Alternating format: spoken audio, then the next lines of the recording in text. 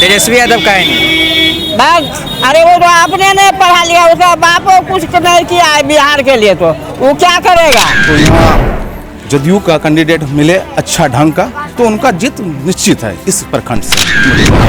कब कौन जीतेगा कहना मुश्किल है, लेकिन यहाँ कस्बा में प्रॉपर जो है 80% जो है यहाँ बीजेपी का ही है। जैसे नीतीश कुमार एनडीए का जो गठबंधन के अंतर्गत जो कार्य हो रहा है पूर्ण रूपेण सही काम हो रहा है, और विकास भी बहुत अच्छे ढंग से हो रहा है, इसके लिए कहीं कोई दिक्कत नहीं। ये सब तो फ्लॉप पार्टी है। इंडिया गठबंधन के साथ हमारे ख्याल से 5% भी वोट उन्हें नहीं मिलेगा। इसको नीतीश कुमार बनना चाहिए। अंदर कोई ऐसा मेरिट नहीं है राहुल गांधी के अंदर जो देश को चला सके, हाँ, और देश का विकास कर सके।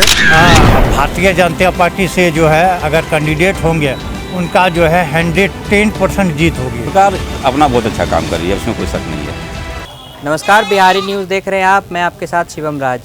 इस वक्त हमारी मौजूदगी है कस्बा विधानसभा क्षेत्र में और हम यहाँ पहुँचे अपने खास कार्यक्रम रफ्तार पकड़ चुका है बिहार, उसको लेकर यहाँ की जनता से जानेंगे कि उनका क्या कुछ कहना होता है आने वाले विधानसभा के चुनाव को लेकर।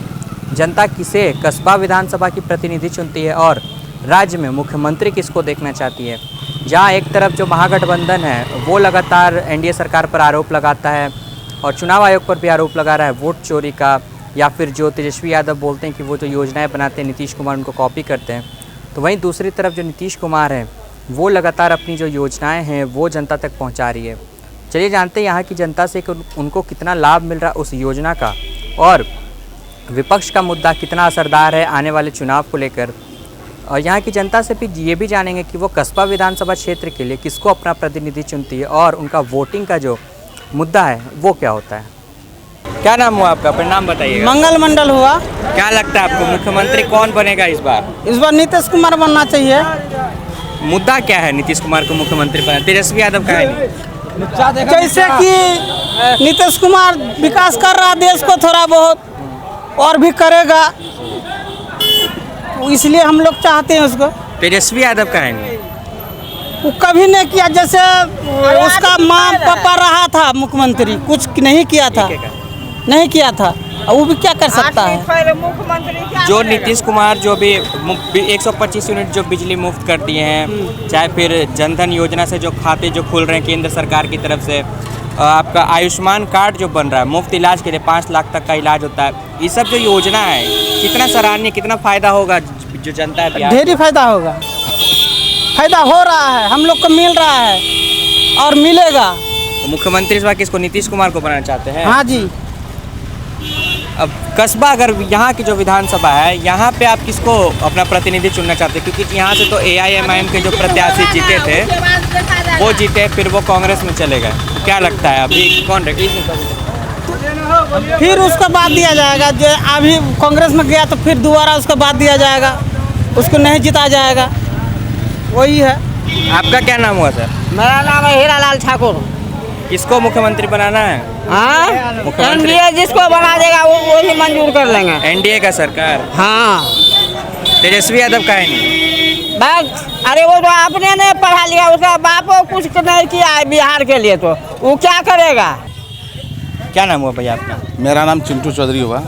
जो आगामी विधानसभा के चुनाव होने हैं, कुछ दो महीने बाकी हैं, 2 से 3 महीने, जो विपक्ष में जो महागठबंधन है उसमें तेजस्वी यादव जो है मुख्यमंत्री की दावेदारी कर रहे हैं, इधर जो है एनडीए की सरकार वो लगातार जो है अपनी योजनाएं जनता तक पहुंचा रही है। क्या लगता है आपको इस बार का जो मन मिजाज है पूर्णिया की जनता का या फिर कस्बा विधानसभा की जनता का, क्या कह रहा है? कस्बा विधान यहाँ का जो पब्लिक है और यहाँ का जो पिछले वर्ष से जो यहाँ का सांसद रहे हैं, विधायक रहे हैं, वो सब कांग्रेस के सपोर्टर हैं और कांग्रेस का ही 10 साल 15 साल से है। मगर यहाँ का पब्लिक उब चुका है, अब कुछ नया चाह रहा है। यहाँ का जनता चाह रहा है कि राष्ट्रीय जनता दल पार्टी के कोई कैंडिडेट खड़ा हो, मगर वो हो नहीं सकते हैं, गठबंधन है। तो यहाँ जदयू का कैंडिडेट मिले अच्छा ढंग का तो उनका जीत निश्चित है इस प्रखंड से। अगर बात करते तेजस्वी यादव की, जो युवा है वो शिक्षा की बात करते, रोजगार की बात करते, बोलते अगर वो मुख्यमंत्री बने या फिर महागठबंधन की सरकार बनी तो शिक्षा, रोजगार, स्वास्थ्य सेवा जो है वो और बेहतर होगी। तो क्या लगता है? देखिए, हमारे समाज में जब लालू जी के राज थे, राबड़ी जी के राज थे, उस समय क्या था कि पढ़ाई के नाम से कुछ नहीं था। गाय चरवा स्कूल खुलाया जाता था और दंगा फसाद, रोड वोड सब चीज़ का दिक्कत था। अभी एनडीए का सरकार है, अभी हम लोग का जो सरकार है, हम लोग का जो बिहार का जनता है, बिहार का जो क्या बोलते हैं अभी का जो कल्चर है, वो पढ़ा लिखा हुआ है, ना कि अनपढ़ है कि हम किसी को बोल दिए वो बर्दाश्त कर लेगा, वो नहीं करेगा। आज का डेट में ऐसा नहीं रहा कि चारा घोटाला और क्या कहते हैं इनके पूर्वज जो किए हैं उनको फिर से दोहराया जाए, ऐसा नहीं होने वाला है। अगर हम लोग एसआईआर की बात करते हैं, जो विपक्ष जो है वो महागठबंधन वोटर अधिकार यात्रा जो है वो किया, 1 तारीख को इसका समापन पटना में हो गया है, तो क्या लगता है जो एसआईआर का मुद्दा लेकर जो विपक्ष अपनी रणनीति बना के जनता से सीधा संवाद कर रहे हैं और उन्हें बता रहे हैं कि वोट चोरी हुआ है, क्या लगता है वो कितना का जो मुद्दा है वो मुद्दा नहीं है। जब हमें कोई काम नहीं रहेगा तो मैंने कोई ना कोई बहाना खोजेंगे किसी लड़ने के लिए, किसी को झगड़ने के लिए। वो एक झगड़ा समझिए ना कि पब्लिक को मूर्ख बनाने के लिए, पब्लिक को अपने तरफ करने के लिए। क्या उसके पास कोई मुद्दा नहीं है, वो कोई काम किया नहीं है जो वो किसी तरह का भाषण में किसी तरह का मुद्दा बना के बोलेगा। उसके पास लास्ट वही मुद्दा बचा हुआ है, कोई ना कोई झगड़ा लगाओ, कोई ना कोई बात निकालो ताकि वो पब्लिक हमारे पर आकर्षित हो। बस यही मुद्दा है, कुछ नहीं उसका। वो सच को झूठ बनाने के चक्कर में है। अगर विकास की बात करते हैं हम लोग, तो जो पूर्णिया में है वो भी एयरपोर्ट बनने वाला है। कस्बा विधानसभा में जो ये है आपका जो खादी मॉल बनने वाला पूर्णिया में जो बन रहा है, उससे यहाँ के जो बुनकर हैं उनको भी फ़ायदा मिलेगा। और जो अगर केंद्र सरकार की जो योजनाएं हैं उनकी बात करें तो आयुष्मान भारत हो गया, या फिर जो प्रधानमंत्री उज्ज्वला योजना के तहत जो मुफ्त गैस सिलेंडर मिलते हैं, तो ये सब का जो लाभ है जनता को कितना मिला। और जो एनडीए की सरकार ने जो भी योजनाएं की हैं 125 यूनिट की, चाहे फिर वो आपका जो पेंशन की राशि में बढ़ोतरी हुई है। देखिए एनडीए का सरकार में क्या है कि आम जनता को उसके घर तक वो लाभुक को सब चीज़ का सुविधा मिल रहा है।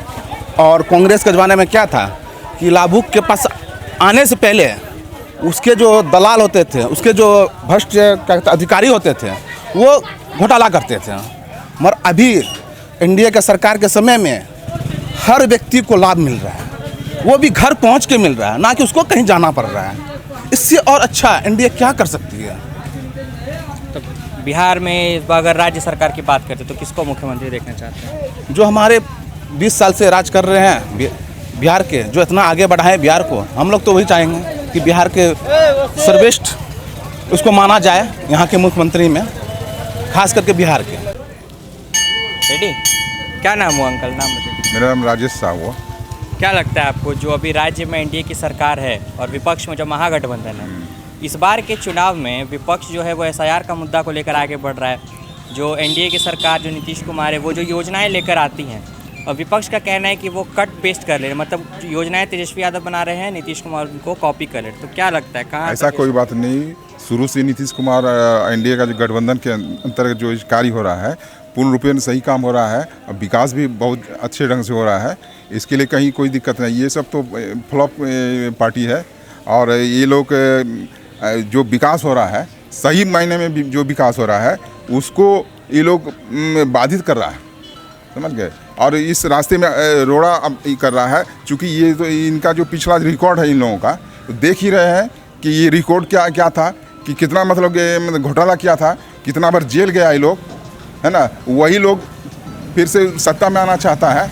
ये बहुत ही मतलब पब्लिक के लिए, समाज के लिए, देश के लिए घातक है। जो एसआईआर का मुद्दा को लेके जो महागठबंधन है वो लगातार जो है अपनी चुनावी रणनीति कर रहा है। अभी जो वोटर अधिकार यात्रा था उसका 1 तारीख को समापन हो गया, तो क्या लगता है जनता को क्या इसका समर्थन है जो वोटर अधिकार यात्रा जो निकाले हैं? जनता तो राहुल गांधी को देखने के लिए भीड़ लगाता है, समझ गए।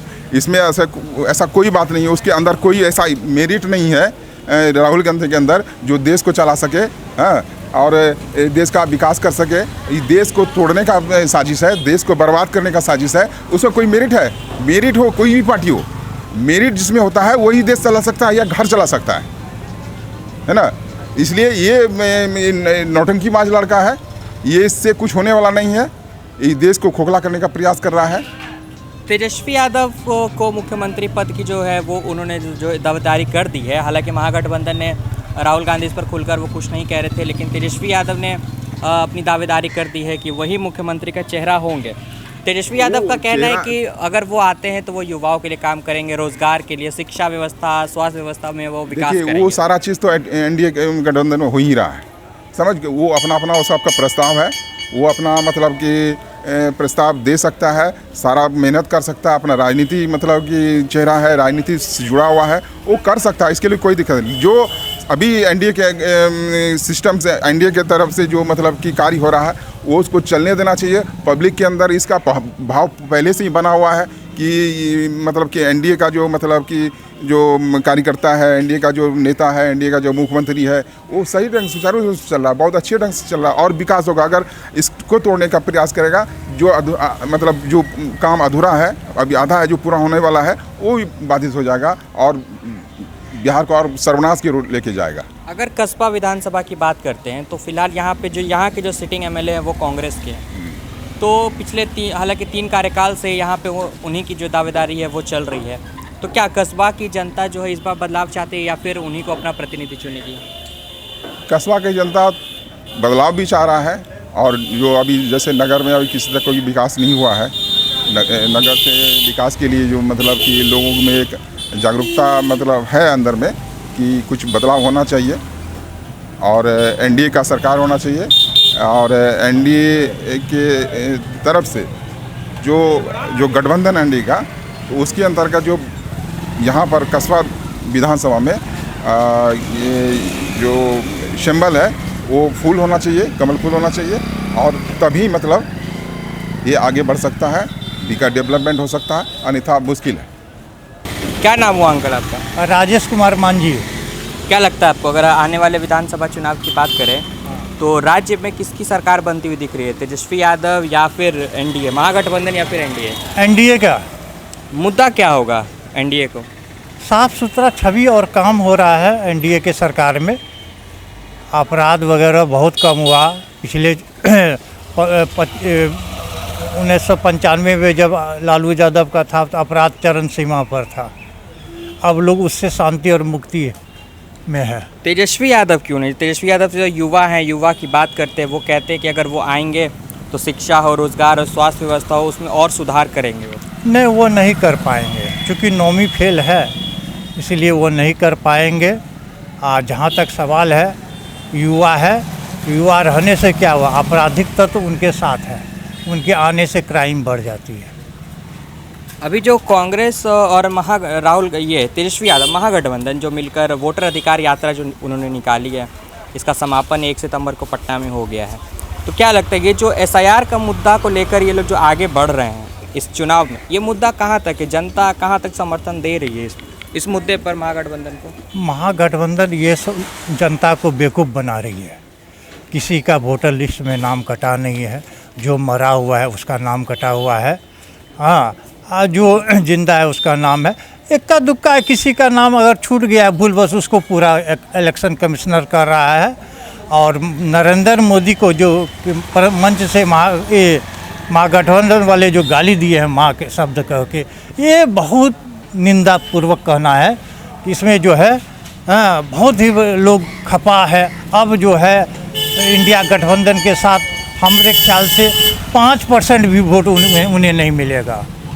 अगर कस्बा विधानसभा क्षेत्र की बात करें, जो यहाँ जहाँ के आप निवासी हैं, तो कस्बा विधानसभा के जो अभी वर्तमान में जो सिटिंग एमएलए हैं, उन्होंने कितना काम किया और क्या यहाँ की जो जनता है वो कस्बा में बदलाव चाहती है? देखिए, कस्बा में शुरू से ही जो है विकल्प नहीं मिलता था। और यहाँ एनडीए का जो है भारतीय जनता पार्टी से जो है अगर कैंडिडेट होंगे उनका जो है 110% जीत होगी। महागठबंधन में जो कांग्रेस के आफाक आलम जी है वो ठीक है, मजबूरी बस जो है लोग कैंडिडेट अच्छा नहीं होने के कारण उसको वोट देते हैं। अगर राज्य सरकार की योजनाओं की बात करते हैं, जो अभी जो एनडीए की सरकार जो योजनाएं लेकर आ रही है, चाहे वो 125 यूनिट बिजली की हो, पेंशन की राशि में बढ़ोतरी हो, बीपीएससी टीआरई 4 में जो डोमिसाइल नीति है, अभी तो वंदे भारत का भी जो है वो यहाँ से उद्घाटन होने वाला है, पूर्णिया एयरपोर्ट का जो है वो 15 सितंबर को उद्घाटन होने वाला है। तो क्या लगता है ये विकास कार्यों में और ये जो योजनाएं हैं, इसका जनता को कितना फ़ायदा मिल रहा है? जैसे इसमें जनता को बहुत फ़ायदा है, चूँकि केंद्र में सरकार और यहाँ जो है गठबंधन की सरकार, दोनों एकजुट होकर बहुत बढ़िया काम कर रहा है पूर्णिया के लिए, पूरे बिहार पूरे देश के लिए काम कर रही है। इसलिए इस गठबंधन को हम लोग चाहते हैं कि हर हमेशा बना रहे और सीमांचल और कस्बा पूर्णिया की विकास के जो है अब बहुत बढ़िया विकास हो रहा है गठबंधन की सरकार में, एनडीए का। तो मतलब क्या लगता है आपको, एनडीए की सरकार में बिहार जो है सच में रफ्तार पकड़ चुका है? बहुत ज़ोर से रफ्तार पकड़ चुका है। हाँ, हमारे कस्बा में जो है इस बार जो है माननीय पूर्व विधायक प्रदीप दास को अगर भारतीय जनता पार्टी टिकट देती है तो हम लोग पूर्ण रूप से सहयोग करेंगे, या गठबंधन में जो है अगर किसी अन्य दल को देता है फिर भी हम लोग पूर्व विधायक प्रदीप दास से कहेंगे आप इंडिपेंडेंट लड़िए और जनता आपके साथ है। क्या नाम हुआ अंकल? पहले नाम बताइए अपना। राजेश कुमार शाह। क्या लगता है आपको, जो अभी आगामी जो विधानसभा के चुनाव होने हैं उसमें जो विपक्ष है वो भी लगातार जो है वो एसआईआर का मुद्दे को लेकर आगे बढ़ रहा है अपनी अपनी चुनावी रणनीति के तहत, और जो राज्य में सरकार है एनडीए सरकार, वो भी अपनी नई नई योजनाएं जो है वो लागू कर रही हैं। तो आपको क्या लगता है कि इस बार का जो चुनाव है वो किसके पाले में जाता हुआ दिख रहा है? देखिए, काम की बात करें तो पिछली सरकार जो अभी बीजेपी गठबंधन के साथ है, उन्होंने सीनियर सिटीजन को भी लाभ दिया, 400 से पेंशन को बढ़ा के 1100 कर दिया। अब तो इस साल हम भी एलिजिबल हो गए हैं, मेरा भी एज लगभग 2-3 महीना पहले ही 60 पूरा हुआ है। ऐसे हम पेंशन अप्लाई करने वाले नहीं हैं, लेकिन एक होता है ना, एक सीनियर सिटीजन को खुशी होती है ना, चलो भाई कुछ पेंशन मिला, उससे कुछ राहत होता है। दूसरा, बहुत सारा नौकरी तो लास्ट ईयर से वो दे ही रहे हैं, 2-3 साल 4 साल पहले से सारा। हमको लगता है शिक्षक लोग का बहाली जो हुआ है बहुत बड़े पैमाने पर हुआ है। फिर उसके बाद में आगे फिर 35% रिजर्वेशन वो दे चुके हैं लेडीज लोगों के लिए। तो महिला को वो जो शिक्षा के प्रति जागरूकता लाने का कोशिश कर रहे हैं उसमें वो सफल हो रहे हैं। और 25-30 साल पहले जो यहाँ से बच्चे पढ़ते थे लेडीज, उसमें एक परसेंटेज महिला का मुश्किल से 5 होता था, और अभी जो है हमको लगता है कि महिला ही ज़्यादा, लड़कों की तुलना में लड़कियों का ही जो है योगदान पढ़ाई में बहुत अच्छा रिजल्ट भी आ रहा है, बहुत अच्छा उनको जॉब भी लग रहा है, उसमें सरकार का भी मदद है। सरकार अपना बहुत अच्छा काम कर रही है, उसमें कोई शक नहीं है, और बीजेपी फिर से आएगी मेरे ख्याल से। अगर कस्बा विधानसभा क्षेत्र की बात करें तो कस्बा में कितना विकास हुआ? चूँकि यहाँ से AIMIM के जो प्रत्याशी थे मोहम्मद अफाक आलम, वो जीत गए चुनाव 2020 में, उसके बाद उन्होंने कांग्रेस के साथ वो चले गए। तो कस्बा विधानसभा में कितना विकास हुआ है? कस्बा विधानसभा में विकास हुआ है आउट ऑफ कस्बा। कस्बा प्रॉपर ब्लॉक एरिया जो कस्बा का मेन हर्ट है, कस्बा बाज़ार हो या कस्बा का जो शहर जिसको बोले आप छोटा, उस एरिया में उस हिसाब से 10 साल में विकास नहीं हुआ है। बाकी और सब जगह हुआ है। कस्बा ब्लॉक के अंतर्गत जो भी आता है पंचायत वगैरह, उस सब में विकास हुआ है। अगर हम लोग कस्बा विधानसभा की बात करते हैं तो अगर यहाँ पे एनडीए के प्रत्याशी खड़े होते हैं तो क्या कस्बा की जो जनता है उनको समर्थन देगी? यहाँ बहुत टफ कंपटीशन है, कब कौन जीतेगा कहना मुश्किल है। लेकिन यहाँ कस्बा में प्रॉपर जो है 80% जो है यहाँ बीजेपी का ही वोट है, 20% जो है फिर अफाक बाबू को जाता है कांग्रेस को। बाकी तो बाहर आउट ऑफ जैसे पंचायत वगैरह हुआ, कस्बा पंचायत में, वहाँ उनका अच्छा क्षेत्र है अफाक बाबू का, इसलिए कहना मुश्किल है कि जीतेंगे कौन। लेकिन इस बार हमको उम्मीद लग रहा है कि बीजेपी समर्थित प्रदीप दास शायद खड़े होंगे, तो उनको जीतने की संभावना 55% तो हम मानते हैं, 45% अदर।